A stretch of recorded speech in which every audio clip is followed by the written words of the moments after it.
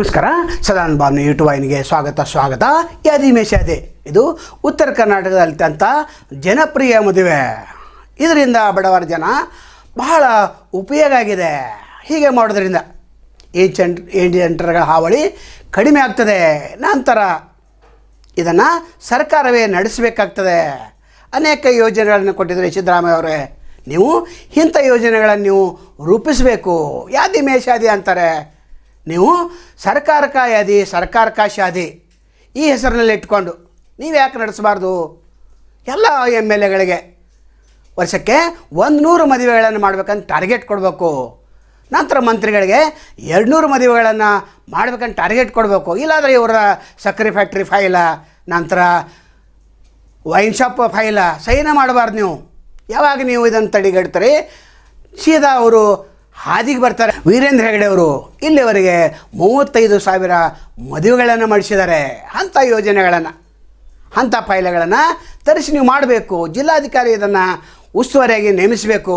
ಅದಕ್ಕೆ ಒಂದು ಕಮಿಟಿ ಮಾಡಬೇಕು. ಯಾವ ರೀತಿ ಪಂಚ್ ಗ್ಯಾರಂಟಿ ಕಮಿಟಿ ಮಾಡಿದರೆ ಆ ರೀತಿ ಕಮಿಟಿ ಮಾಡಿರಿ. ಇದು ಬಡವರ ಉದ್ಧಾರಕ್ಕೆ. ನಂತರ ಅಂತರ್ಜಾತೀಯ ವಿವಾಹ ಆಗಿದ್ದಾರೆ. ಕಳೆದ 7 ವರ್ಷದಿಂದ ಹಣ ಬಂದಿಲ್ಲ, ಅಲ್ಲಿ ಬಿಡುಗಡೆ ಮಾಡಿರಿ.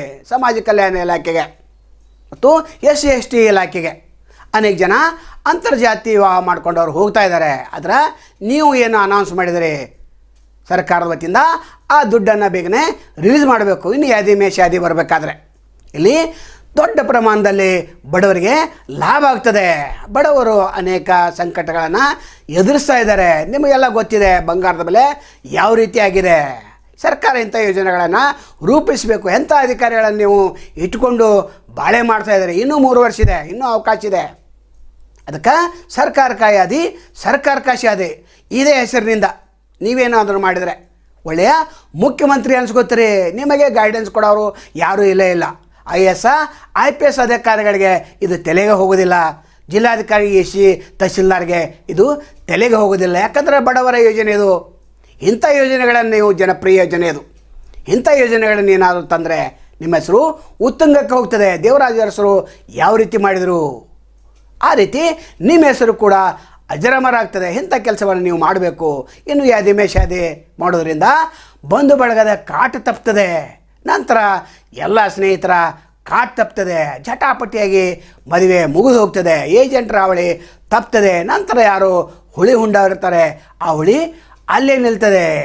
ಹೀಗಾಗಿ ಈ ಯಾದಿಮೇಷಾದಿ ಇದು ಒಂದು ಜನಪ್ರಿಯ ಯೋಜನೆ. ಯಾರು ಕಂಡುಹಿಡಿದರೋ ಅವರಿಗೊಂದು ನಮ್ಮ ವಾಹಿನಿ ಪ್ರಕಾರ ಒಂದು ದೊಡ್ಡ ಸಲಾಮ್ ಅಂತ ಹೇಳ್ಬೋದು. ಉತ್ತರ ಕರ್ನಾಟಕದಲ್ಲಿ ವಿಶೇಷವಾಗಿ ಬೆಳಗಾವಿ ಜಿಲ್ಲೆಯ ಕೆಲವು ಪ್ರದೇಶಗಳದ್ದು ಬಹಳ ಪ್ರಸಿದ್ಧಿದೆ. ಇದು ರಾಜ್ಯಾದ್ಯಂತ ವಿಸ್ತಾರ ಆಗಬೇಕು. ಎಲ್ಲ ಜಿಲ್ಲೆಗಳಿಗೆ ನೀವು MLAಗಳಿಗೆ ಟಾರ್ಗೆಟ್ ಕೊಡಬೇಕು, ಮಂತ್ರಿಗಳಿಗೆ ಟಾರ್ಗೆಟ್ ಕೊಡಬೇಕು. ನಂತರ ಸಂಘ ಸಂಸ್ಥೆಗಳು ನೀವೇನು ಮಾಡ್ತಾಯಿದ್ರಿ, ಯಾತ್ರಾ ಕಮಿಟಿಯರು ನೀವೇನು ಮಾಡ್ತಾಯಿದ್ರಿ, ನೀವು ದುಂದು ವೆಚ್ಚವನ್ನು ಮಾಡ್ತಾಯಿದ್ರಿ, ಇಂಥದನ್ನು ನಿಲ್ಲಿಸಬೇಕು.